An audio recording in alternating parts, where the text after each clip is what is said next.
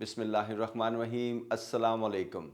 क्या आप जानते हैं कि दुनिया का सबसे महफूज और जदीद तैयारा कौन सा है? इसे हम एयरफोर्स वन कहते हैं। जी हाँ, एयरफोर्स वन। लेकिन ये किसी हवाई जहाज़ की टाइप नहीं है, बल्कि इस जहाज़ का कॉल साइन है जिस पर अमरीकी सदर सफ़र करते हैं। इसे फ्लाइंग वाइट हाउस भी कहा जाता है। इसकी एक शानदार कहानी है जो मैं आज की वीडियो में आपको सुनाऊंगा इंशाअल्लाह। ना सिर्फ इस जहाज़ की कहानी बल्कि इसके साथ जुड़ा हुआ मेरा ज़ाती तजर्बा भी बताऊंगा जब मुझे इस हवाई जहाज़ को एयर ट्रैफिक रेडार कंट्रोलर के तौर पर हैंडल करने का मौका मिला।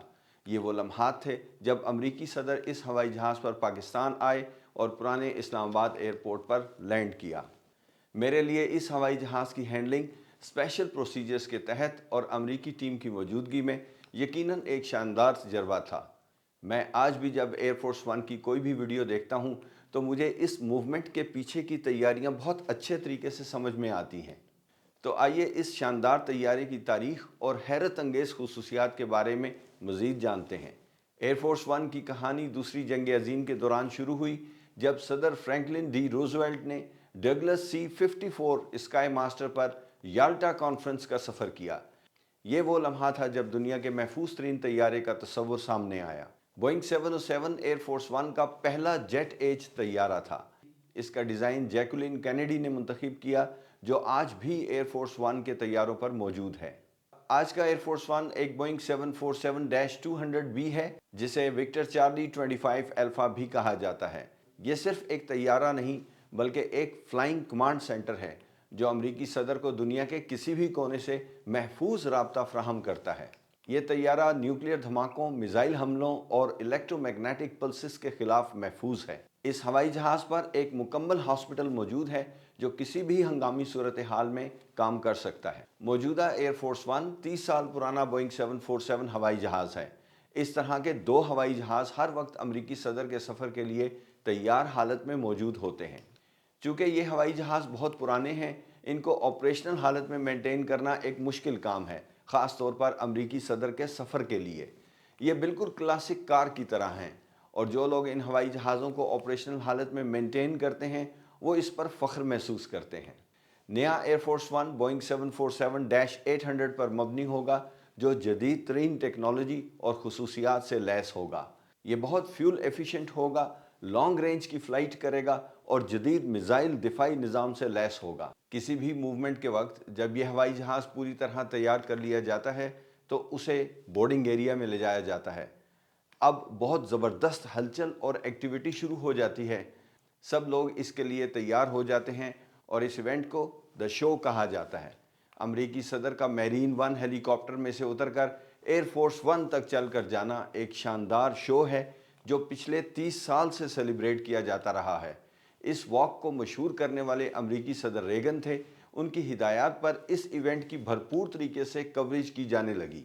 सदर रेगन अपनी शानदार एंट्री के लिए हेलीकॉप्टर्स के इंजन बंद करवा देते थे ताकि शोर ना हो और लोग भरपूर तरीके से मैरीन वन हेलीकॉप्टर से उतरकर एयरफोर्स वन में सवार होने वाले अमरीकी सदर पर तवज्जो दे सकें। हमने बहुत से अमरीकी प्रेसिडेंट्स को इस हेलीकॉप्टर से उतरकर एयरफोर्स वन में सवार होते हुए देखा है। इस शो की कामयाबी का राज बेहतरीन सिक्योरिटी कोऑर्डिनेशन में था। पायलट्स सिक्योरिटी इदारों के साथ वायरलेस पर कांटेक्ट में रहते और अमरीकी सदर की मूवमेंट के हिसाब से हवाई जहाज़ के इंजन से स्टार्ट करने शुरू कर देते ताकि अमरीकी सदर का कीमती वक्त ज़ाया होने से बचाया जा सके। अमरीकी सदर डोनाल्ड ट्रंप कहते हैं कि जब मैं पहली दफ़ा एयरफोर्स वन में बैठा तो वो मेरी ज़िंदगी का एक बहुत बड़ा दिन था, इसलिए कि वो कोई आम हवाई जहाज़ नहीं था। एयरफोर्स वन ना सिर्फ एक तैयारा है बल्कि एक ताकत की अलामत है। ये अमरीकी सदारत की ताकत, हिफाजत और आलमी असर रसूख को जाहिर करता है। मैंने भी पाकिस्तान के मुख्तलिफ एयरपोर्ट्स पर कंट्रोल टावर में नौकरी के दौरान कई मरतबा VVIP हवाई जहाज़ों को हैंडल किया। इन हवाई जहाज़ों का स्टार्टअप VVIP के हवाई जहाज़ पर बोर्डिंग के साथ ही एक मखसूस अंदाज में शुरू हो जाता है। ये VVIP प्रोटोकॉल्स हैं जो दुनिया भर में इसी तरह हवाई जहाज़ों में लागू होते हैं। इसका ताल्लुक VVIP की सिक्योरिटी और आरामदेह सफ़र के साथ होता है। सब लोगों के बैठ जाने के बाद हवाई जहाज़ का दरवाज़ा बंद कर दिया जाता है। हम एयर ट्रैफिक कंट्रोल में किसी भी VVIP मूवमेंट की टाइमिंग्स कैलकुलेट करने के लिए ڈور کلوز اور ڈور اوپن ٹائم کا ہی استعمال کرتے ہیں۔ ڈور کلوز ہمیں ہوائی جہاز کی روانگی کے بارے میں بتاتا ہے، جبکہ ڈور اوپن پروٹوکول اور ریسیو کرنے والی پارٹی کے لیے بہت اہم ہوتا ہے۔ آپ ذرا سوچئے کہ دنیا بھر کی VVIP کی موومنٹس اور ان کی ریسیپشن اور سی آف کرنے کا سارا دار و مدار انہی دو ٹائمنگز پر ہوتا ہے، جو ہم ایئر ٹریفک کنٹرول میں ریسیو کر کے آگے پاس کرتے ہیں۔ اس میں کسی قسم کی غلطی ایئر ٹریفک کنٹرولر کو بہت مہنگی پڑ سکتی ہے۔ میری ایک ڈیوٹی کے دوران ایک غلط فہمی کی بنا پر ڈور اوپن ٹائم غلط پاس ہو گیا اور نتیجے کے طور پر ارائیول پر پرائم منسٹر کو ریسیو کرنے والی پارٹی ہی موجود نہیں تھی۔ ایئر فورس ون پر اس ہوائی جہاز نے امریکی صدر کے ساتھ دنیا میں بے شمار سفر کیے ہیں، اور ان میں کچھ سفر تو بہت خطرناک جگہوں پر بھی کیے گئے، جیسے کہ 2003 میں پریزیڈنٹ بش کو لے کر یہ جہاز خفیہ طور پر بغداد اس وقت لینڈ کیا جب پریزیڈنٹ بش نے وہاں پر موجود امریکی فوجیوں کے ساتھ تھینکس گیونگ سیلیبریٹ کرنا تھا، ان کا حوصلہ بڑھانا تھا۔ جہاز کے لینڈ کرتے کرتے رات ہو چکی تھی اور سیکیورٹی کی خاطر اس ہوائی جہاز کا کال سائن بدل دیا گیا تھا تاکہ باہر کسی کو پتہ ہی نہ چلے۔ پریزیڈنٹ اوباما کے دور میں 30 سال پرانے ان دو بوئنگ 747-200 ہوائی جہازوں کو بدلنے کا فیصلہ کیا گیا۔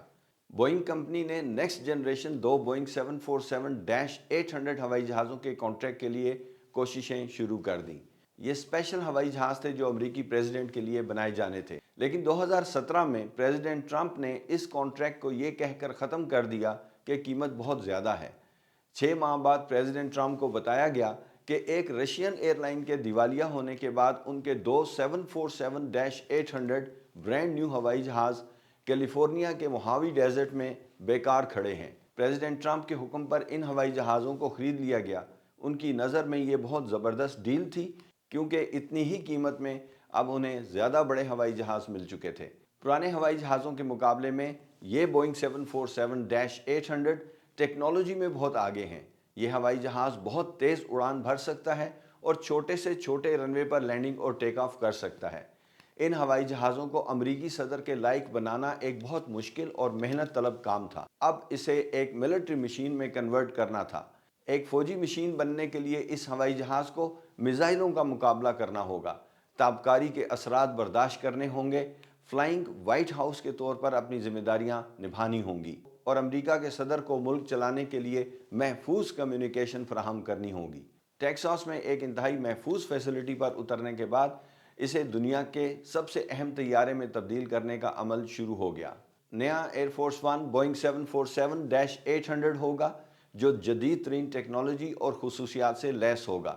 یہ زیادہ ایندھن بچائے گا، لمبی دوری تک پرواز کرے گا اور جدید میزائل دفاعی نظام سے لیس ہوگا۔ 1940 کی دہائی سے امریکی صدور کے لیے خاص طور پر بنائے گئے تمام 7 طیاروں نے تاریخ رقم کی۔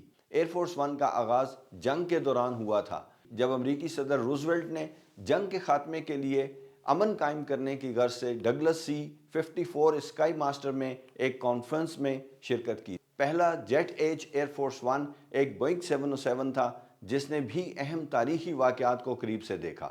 1963 میں جب ڈیلس ٹیکسس میں صدر جان ایف کینیڈی کی افسوسناک موت ہوئی، تو اسی طیارے پر صدر لنڈن بی جانسن نے ایئر فورس ون میں پہلا اور واحد حلف لیا، جو تاریخ میں ہمیشہ یاد رکھا جائے گا۔ ویڈیو پسند آئی ہو تو لائک کریں اور سبسکرائب بھی کریں۔ اللہ تعالیٰ آپ کو اپنی حفظ و امان میں رکھے، آپ کا سفر بخیر ہو۔ نیکسٹ ویڈیو تک کے لیے اجازت چاہتا ہوں۔ اللہ حافظ۔